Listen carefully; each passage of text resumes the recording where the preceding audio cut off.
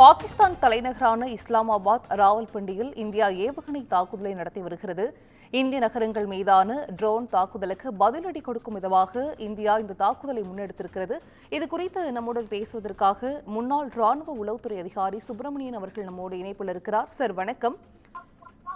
India Pakistan இடையே தொடர்ந்து 2 நாட்களாக இந்த தாக்குதலானது நடைபெற்று வருகிறது.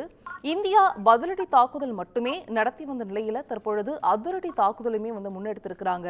இது போன்ற ஒரு சூழல் தொடர்ந்து கொண்டே இருந்தா இந்த தாக்குதல் எந்த அளவுக்கு தீவிரமடையக்கூடும் சார்?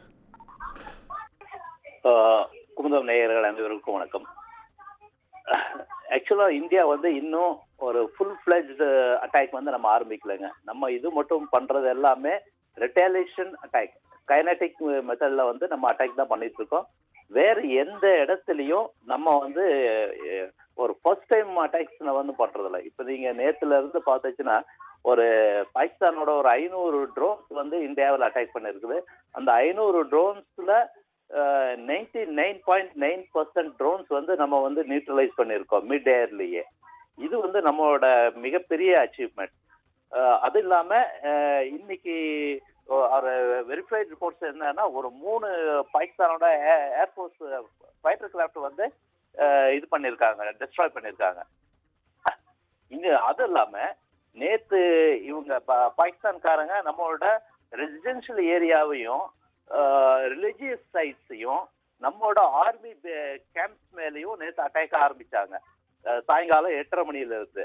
அதற்கு பதிலடியா இந்தியாவில இருந்து ஜலால்பூர் ஜட்டான்ல இருக்கிற கேண்ட்டையும், அப்புறம் நூர்கான் ஏர்பேஸையும், இஸ்லாமாபாத் ஏர்பேஸையும், அப்புறம் சுக்கூர் ஏர்பேஸையும், இது எல்லாத்தையும் நேற்று தரைமட்டம் ஆக்கிட்டாங்க.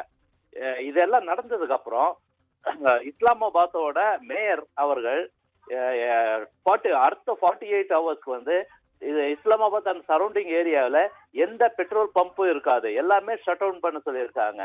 இந்தியாவோட இந்த கடுமையான ஸ்ட்ரைக்ஸை பார்த்துக்கிட்டு பாகிஸ்தான் இப்போ ஒரு 5 to 10 மினிட்ஸ் முன்னாடி அவங்களோட நேஷனல் கமாண்ட் அத்தாரிட்டி, அதாவது ஒரு சுப்ரீம் நியூக்ளியர் டிட்டரன்ஸோட ஹோல்டில் இருக்கிற அந்த நியூக்ளியர் நேஷனல் கமாண்ட் அத்தாரிட்டியோட மீட்டிங் கன்வீன் பண்ணியிருக்காங்க. இது அடுத்த கட்டத்துக்கு எங்க எடுத்துட்டு போகுதுன்னா, இப்ப இவங்ககிட்ட இருக்கிற எல்லா ட்ரோன்ஸ், எல்லா மிசைல்ஸ், எல்லா ஃபத்தே மிசைல்ஸ் கூட இன்னைக்கு நேற்றுக்கு சாயங்காலம் பார்த்தாச்சுன்னா புஜ் ஏரியாவில் 2 ஃபத்தே மிசைல்ஸ் இவங்க அட்டாக் பண்ணியிருக்காங்க ஹெலிகாப்டர் மூலமாக. அதையும் அவங்க மிட் ஏர்ல நியூட்ரலைஸ் பண்ணியிருக்காங்க. அது இல்லாம டெல்லியை டார்கெட் பண்ணி 3 ஃபத்தே மிசைல்ஸ் இவங்க இது பண்ணிருக்காங்க, ஸ்ட்ரைக் பண்ணிருக்காங்க. அதே ஹரியானால இருக்கிற சிர்சாவில் நியூட்ரலைஸ் பண்ணிருக்காங்க. இது எல்லாம் பார்த்து இவங்களால ஒன்றும் பண்ண முடியல. அதனால ஃபைனலா இவங்களுக்கு இருக்கிற ஆப்ஷன் இது மட்டும் உலகத்துக்கு அவங்க சொல்லிட்டே இருந்தாங்க, எங்கிட்ட நியூக்ளியர் பாம்பு இருக்குது, நியூக்ளியர் பாம்பு இருக்குதுன்னு. அந்த ஆப்ஷனை இப்ப கையில் எடுத்திருக்காங்க. இதுலயாவது இந்தியா அவங்களோட ஸ்ட்ரைக்கிங் இன்டென்சிட்டியை கம்மி பண்ணுமான்னு ஒரு நப்பாசையில இவங்க பண்றாங்க. ஆனா அதுவும் எடுபடாது. ஏன்னா இவங்க காமிக்கிறது எல்லாமே ட்ராமா, இவங்க யூஸ் பண்றது அத்தனையுமே பொம்மைகள்ங்கிறது இப்போ உலகத்துக்கே தெரிஞ்சு போச்சு.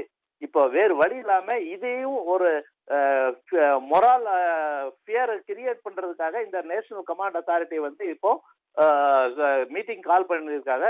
அதுக்கு அவங்களோட என்ன டிசிஷனுங்கிறது இன்னும் ஒரு 1 மணி நேரம் 2 மணி நேரத்துல நம்ம தெரிஞ்சிடலாம் மேடம்.